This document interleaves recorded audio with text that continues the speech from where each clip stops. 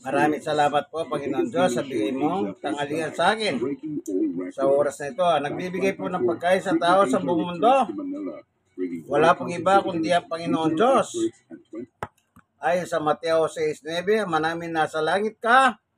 In verse 11, bigyan mo kami ng aming kakanin sa araw na ito. Kaya pinakita lang ng Panginoong Yesus ng lahat ng pinagmumulan ng pagkain ng tao ay isa, sa Diyos na lumikha ng langit at lupa. Amen. Amen. God is good all the time. Okay, kain tayo.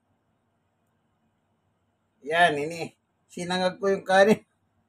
Napasubo ako, bumili ako dun sa kapitbahay namin. Nakala ko sinangag niya, hindi na pala sinangag. Lamig pa ito kagabi. Buti hindi panis. So, ako nagsangag. Wala eh. At meron akong isda rito, isa na lang. Luto sa itlog, kamatis, asarsyado. Yan, galunggong. Sige, kain tayo, ano? Yan. Alam nyo, yung sarsa lang masarap na. Kahit hindi ko nakainin yung galunggong. Pero siyempre, anong gagawin ko pa ron? Di kainin ko rin yun. Yun nga lang, sabi ko sarsa pa lang, ulam na. Yeah. Kain. Industry leaders together for impactful, high-level conferences and unrivaled networking. From B2B and B2C pioneers to land-based powerhouses, this is where the future of iGaming in Asia takes shape. A showcase for Asia's best, Manila's calling. Will you answer?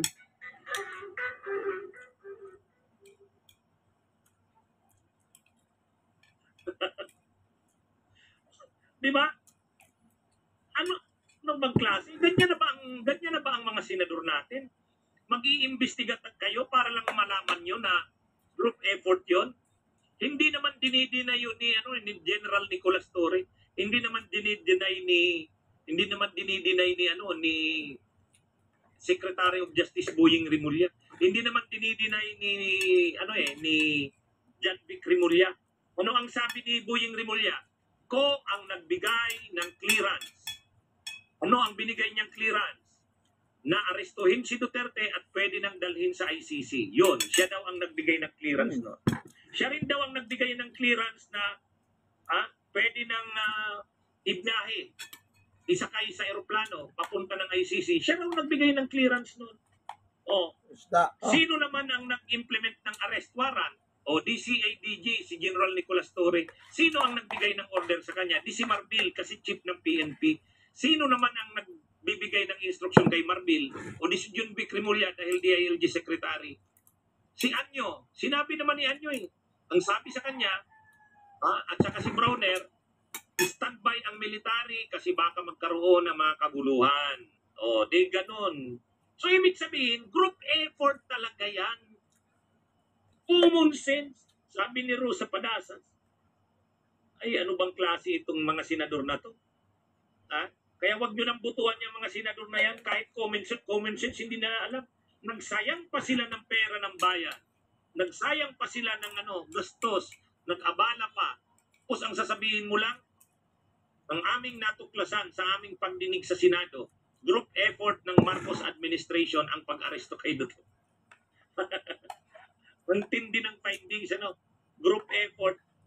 Di natural, group effort. Dating presidente, aarestuhin mo, hindi group effort. Sige nga, dating presidente, aarestuhin mo. Tapos dadalhin mo pa sa dahig, sa the Netherlands. Isusurrender mo sa ICC, sa dahig, sa the Netherlands. Tapos hindi group effort. Ay, hindi niya na kailangang imbestigahan yun. Tapos yung pala ang magiging findings niya noon, ay anong klaseng, tapos magpe-press con pa ngayon yan magpe-press con pa ngayon yan, parang ipaalam yan ganyan.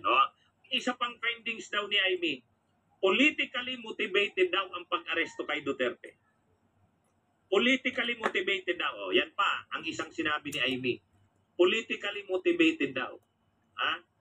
Anong masasabi nyo dyan mga kabunyog? Politically motivated nga ba ang pag-aresto kay Duterte? Ang pag-surrender sa kanya sa ICC? Ha? Politically motivated ba talaga ito? Oh, yan ang sinasabi ni Amy Marcos eh. Politically motivated daw, mga kabunyog. Kasi ang sabi ni Amy Marcos, politika daw ang dahilan bakit inaresto si Duterte, dinala sa ICC. Yun ang sinasabi ni Amy Marcos. Ang pinakamotibo sa pag-aresto kay Duterte at pag-turnover sa ICC ay political motivation. Ako ang sagot ko dyan ganito. Ang pag-aresto kay Duterte, pag-turnover sa ICC, pagsalubong yan ng iba-ibang motivations. May iba-ibang na dyan, bagay na nagsalusalubong na yan. Diba? Nagsalusalubong na yan. Hindi lang yan political motivation. Hindi lang yun. Una, hinihiling ng mga biktima ng hustisya. Lumapit ang mga biktima doon sa ICC kasi wala silang nakikitang maaasahan na hustisya sa Pilipinas. Lalo nung panahong presidente pa si Duterte. Tinulungan siya ang mga biktima ng mga human rights lawyers tulad nila Attorney Chrissy Conte. Tinulungan sila nila Trillanes ng Magdalo. O ngayon, ano pa ang nagano dito? Nung una, ang Marcos, siyempre kaibigan ng Duterte, siyempre hindi nila isusurrender si Hindi nila isusurrender si Duterte kasi kaibigan nila yan. Unit team sila eh. O ngayon, nag-away na yung unit team, nahati na. Ito namang mga Duterte talagang nagdideklara na ng giyera sa Marcos at Romualdez. Grabe na yung ginagawa ng kampo ng Duterte kila Marcos at Romualdez. Tahimik lang si Marcos at si Romualdez. Si Lisa Araneta, iniinsulto, tahimik lang. Si PBBM, tahimik lang. Kaya nga sinasabihang weak. Si Romualdez, na Martin Romualdez, si speaker, matipid sa mga sinasabi. Pero sa tingin ninyo, sa ginagawa nila Sara, sa ginagawa ng mga Duterte kila Marcos, kila Romualdez, kila Lisa Araneta, tatahimik na lang ba yun ng gano'n? Hindi. May iniisip yan. Ang iniisip niya, hayaan nyo na yan. Makakaganti rin tayo dyan. Makakarismak din tayo dyan. Hayaan nyo na yan. O di ba gano'n? O ngayon, nagkaroon ngayon ng pagkakataon na makarismak sa Duterte. Ano yun? O ito ng ICC. Kaya, sa parte ng Marcos, siyempre, may motivation politika yan. Kalaban nila sa politika eh.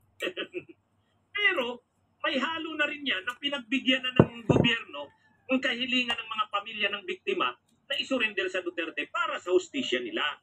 Kaya yung mga biktima naman at saka yung mga human rights, yung mga leftist tulad nila Franz Castro, nila Chrissy Conte, natuwa din sila sa ginawa ng gobyerno. Ngayon, magkasabwat ba yung gobyerno at saka yung mga leftist?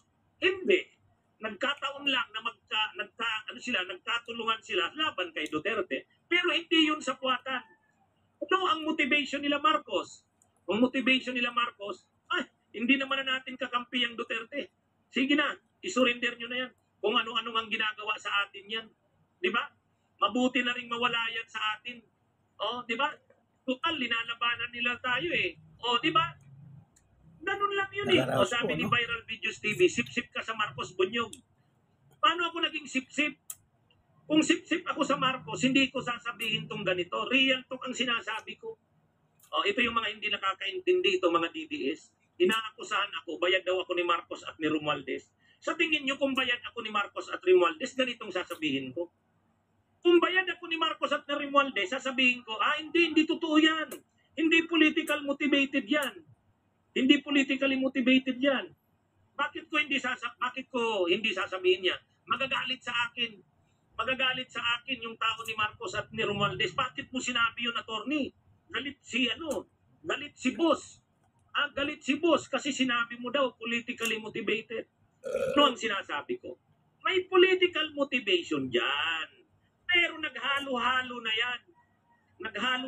yan. Sa parte ng Marcos, purba sa kanila na mawala na ang Duterte ay natural. Natural. Di ba? Sa parte ng Marcos at Romualdez, Romualdez, pabor sa kanila na masurrender na si Duterte sa ICC. Sige na, para mawala na yan dito. Ha? So, ibig sabihin, pero sa ginawa na yun ng Marcos, isa rin talaga sa consideration yan, pinagbigyan na nila yung mga pamilya ng biktima para mabigyan ng hustisya. Isa rin yun sa dahilan. Ha? Kaya ano ito? Naghalo-halo na ang ano dyan, ang motivation. Marami ng mga interest dyan ang nag-interplay, ang nag-converge, nagsalu-salubong na yan. Di ba? Ganun yun. Hindi naman political motivation lang yan. Bahagi na yun. Mali naman na sabihin natin, walang political motivation. Mayroon. kaibigan. Di ba? Like, share na share. Mayroon political Ay, yung motivation. mga Kaya lang, sa na-share, isang ni-share sitwasyon nyo sa din, iba. sa isang Sarap, ano po? sitwasyon din, Bigay ng isa ating rin talaga Panginoon doon Diyos. na Amen. pinagbigyan That na is ng good. Marcos. Sige na. All the Para time. mabigyan Ito din po ang inyong talaga ng kaibigan hustisya, Jesus, para Brother mabigyan. Manny Sige Bautista. na, isurrender nyo na yan sa ICC para mabigyan ng hustisya yung mga Igway! biktima. Alo! Anyway, hindi naman natin kakampi na ang Duterte. Lalo